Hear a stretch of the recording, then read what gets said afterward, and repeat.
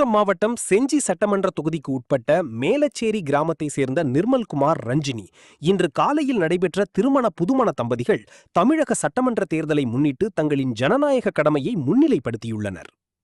இன்று காலை நடைபெற்ற திருமண விழா முடிந்தவுடனே அவர்கள் நேரடியாக மேலச்சேரியில் கிராமத்தில் உள்ள வாக்குச்சாவடிக்கு சென்று வாக்களித்தனர். திருமண உடையிலே வாக்குச்சாவடிக்கு வந்த இந்த தம்பதிகள் பொதுமக்களின் கவனத்தை ஈர்த்தனர். வாக்களிப்பது ஒவ்வொருவரின் கடமை என்ற விழிப்புணர்வை எடுத்துக்காட்டும் வகையில் இவர்களின் செயல் அமைந்துள்ளது. இவர்களின் இந்த முயற்சி மற்ற வாக்காளர்களுக்கும் ஊக்கமளிக்கும் வகையில் உள்ளது. தமிழகம் முழுவதும் வாக்குப்பதிவு நடைபெற்று வரும் நிலையில் இத்தகைய சம்பவங்கள் வாக்காளர்களிடையே நல்ல முன்னுதாரணமாக பார்க்கப்படுகின்றன.